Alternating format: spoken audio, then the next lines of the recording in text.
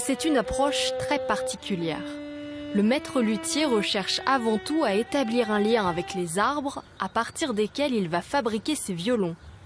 Nous le suivons dans son laboratoire, un endroit où d'habitude personne ne rentre.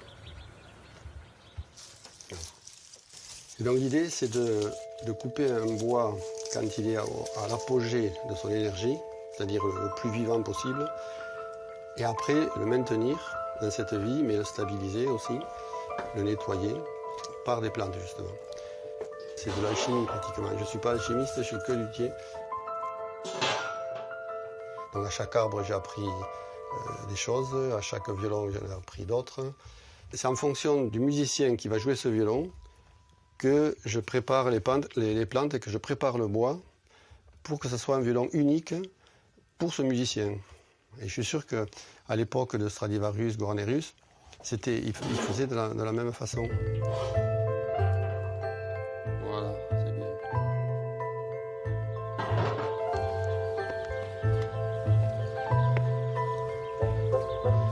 Donc là, on va dans une cave où je stocke l'épicéa.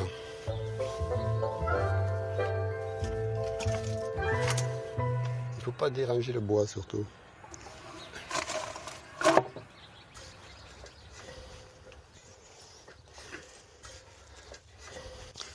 Et toujours à la même température pour que mon épicéa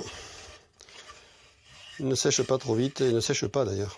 Et ne moisisse pas. C'est une cave qui est parfaite et qui est très, très sèche, très fraîche. Oui, c'est un lieu spécial, quoi. C'est le lieu où le bois se repose. Il attend son violoniste. Il vient d'une abbaye en Bourgogne. On m'avait signalé qu'il y avait un érable dans cette abbaye.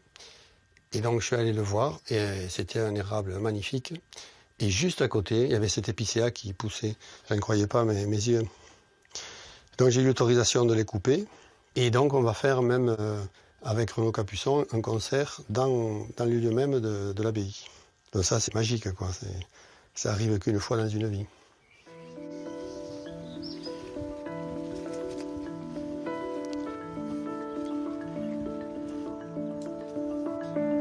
Et mon grand-père est né à Cordes, ma mère aussi.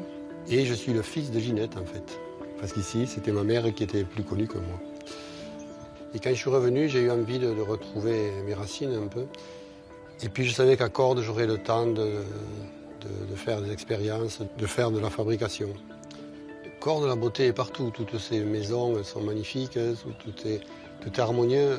Quand on rentre de voyage, on retrouve Cordes, on est content de revenir, quoi, parce que c'est un lieu magique aussi.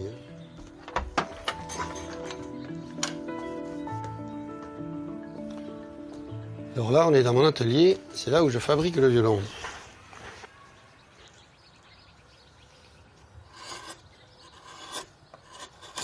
Et là, c'est vraiment la grosse ébauche, quoi.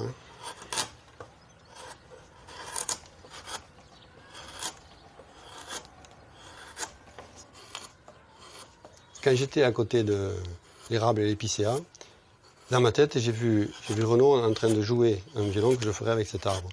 Et donc j'ai raconté l'histoire et il m'a dit ah ouais, non mais c'est super, tu me fais un violon. Et enfin, moi je le sais, je ne sais pas s'il le sait, mais il n'y a que lui qui pourra sortir le meilleur son de ce violon. J'ai gravé ses initiales sur le cordier. Nous avons recueilli les images d'un ami de Christian qui a assisté à la remise de l'instrument. Il a été conçu spécialement pour Renaud Capuçon, un violoniste mondialement connu. C'est super émouvant. Avec mes initiales. Incroyable. J'adore ça.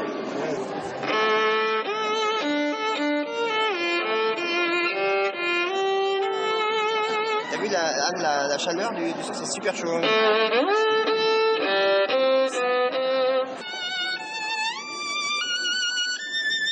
C'est impressionnant de timbre.